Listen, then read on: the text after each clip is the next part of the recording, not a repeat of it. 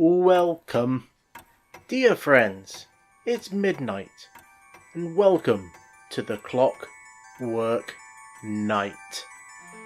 Or at least it's midnight somewhere, so I guess this works. This is unsurprisingly the Clockwork Night for the Sega Saturn, a launch title that came in the original cardboard and plastic boxes, which I actually quite like the look of, but they don't really age all that well. Thankfully, this one has aged quite nicely and is much better looking than the all plastic ones that they released later. Now inside we got a CD, a manual, and a nice little guide to what else you could buy for your system. Interestingly though, if you look at the back of the box, it actually mentions that the Clockwork Knight fights using a sword, which is completely wrong as it's a key.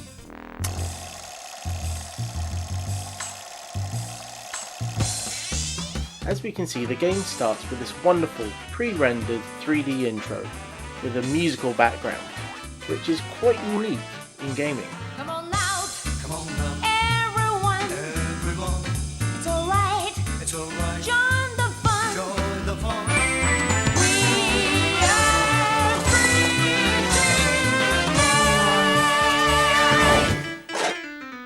And it tells the story of Chelsea, the clockwork princess who wakes up all the toys in Toyland every midnight. And she, unsurprisingly, has two suitors, Sir Tongara de Papachu III, thankfully known as Pepper, and his less grandiose friend, Ginger.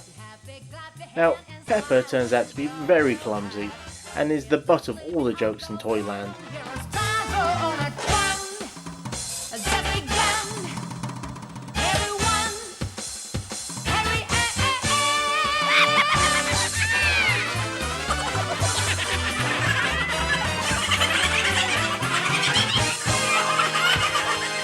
And it's during one of these laughing sessions that something goes terribly wrong.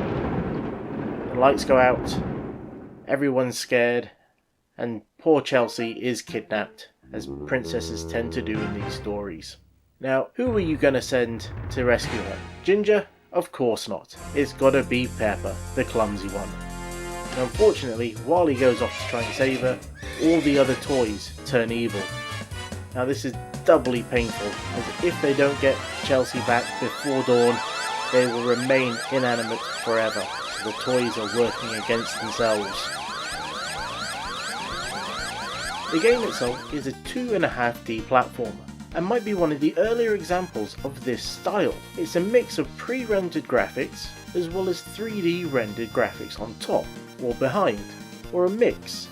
They really did use all the various tricks that the Saturn had to offer, and gave a very interesting style to the game, something that you really couldn't have done on the previous generation. The gameplay was much less ambitious, and tread a very well-worn groove of 16-bit platformers. But that's not to say it didn't do it very well, and once you get used to Pepper's control system, which for the most part is normal, but the physics handling is a little odd until you get used to it, it's actually a lot of fun. His moveset consists of being able to run by double tapping in a direction, being able to attack with your key, again a key not a sword, and being able to pick up objects or stunned enemies and throw them. You'll use all this against various different enemies.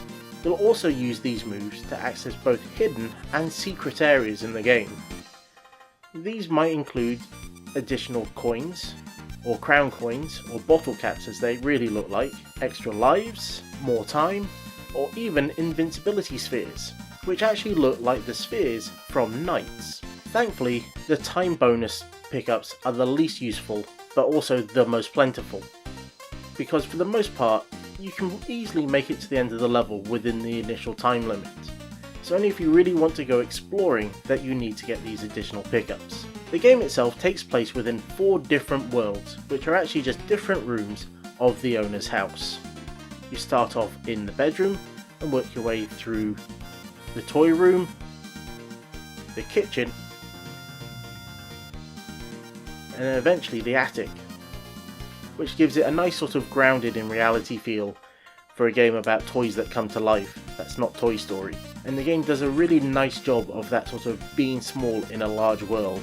They also made really good use of the different things that you could find in each of those rooms. In the toy room, you had to deal with trains. In the kitchen, you were having to deal with sinks with raising and lowering water levels. I'm not quite sure what sort of attics the designers have been in the past, where they've found big moving spikes and pistons, but there we go. Each of the main levels are quite themed. They're also filled with various secrets, hidden areas, as well as multiple ways through the stage. And sometimes you may even see something completely unique of one route versus the other. And you can even see some of these unique items on the world map, which really gave you an idea of what to look out for while you're in the level. On top of that, they really tried to do some visual effects on those world maps that would have been impressive back in the 16-bit days, but just were easy to produce in the 32-bit era. Now, as good as this game is, there is only 8 levels in total, and 5 bosses. And if you're particularly good at this game, you can easily complete it in 45 minutes to an hour. I managed to complete it recently on my second attempt in just over an hour, so it's not all that difficult, which is amazing to find out that they actually increased the difficulty level twice from the original Japanese version, first for the American, and they made it harder again for the EU release. There is a quote from the designer saying that Japanese players like to just complete a game, where the US and EU players like to be challenged.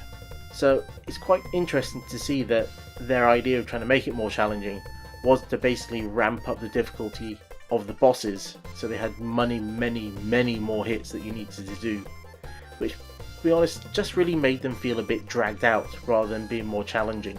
But the bosses themselves are really quite interesting. They all tend to be fully 3D rendered in some way, and really do mix things up quite a lot.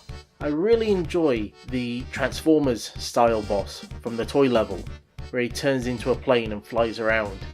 It's something you really wouldn't have seen in the previous generation, and it was quite a cool effect to see him flying across the level. But most of the bosses tend to be very similar, where you're having to knock off a bit of armour or something blocking your attacks to be able to quickly attack him with your key for a bit. And they all tend to make some really weird sounds.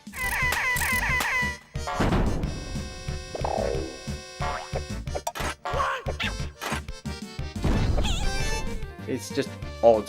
And when you complete all the bosses, you then have a final boss, which is a TV set that you cannot actually hurt directly. You need to actually get it to hurt itself on a set of spikes that you have to push around the level.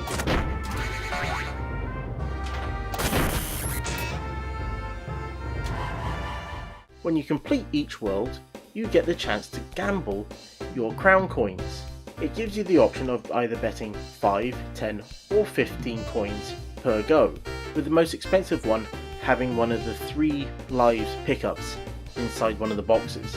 The idea is a very simple sort of follow the cup style game, where you have to follow the box that you think the object you want is inside. When you think you've successfully done this, it will then open, and if you actually manage to pick up a good item, it will then give you the option of either to double up or take what you've got. Doubling up, obviously if you get it wrong, but you get nothing. So it is a sort of double or nothing style affair, which you can actually try to do up to 4 times. Now when you mix that with the 3 health pickup, that is a really big bonus, which can be really useful because some of the later bosses can really eat through some of your lives. Especially if you're not been able to pick up a golden key, which actually gives you 1 extra health pickup than you normally would. And as quickly as that, you're pretty much at the end of the game. And it ends with another musical number, but it also sets up the sequel. Now, the cynic in me makes me think that this game was possibly rushed a little to get it out for the Saturn's launch, and that they wanted to continue the game, but they couldn't finish off all the levels that they wanted, and so they split it into 2 parts, because they even show you the horse at the beginning, which you never really see in game. I think it's in one other cutscene, and then you don't see any of it until the sequel. But it is a nice way of trying to bridge a second game into the first one. And if you'd like to see me actually do the sequel, then give me a thumbs up and a follow, and I'll know that you're interested. but the game itself overall is a lot of fun. It's a nice simple platformer, doesn't really break the mold too much in a lot of ways, but gives you some great visuals and is just solid throughout. It really did show that the Saturn was far more powerful than the Mega Drive, which is what Sega really wanted in a launch title. And I feel that's a pretty nice place to leave this review. So until next time, I've been the Goldfish, this has been Goldfish on Games, and if you look over there you can see the eyebrows. The bouncing eyebrows.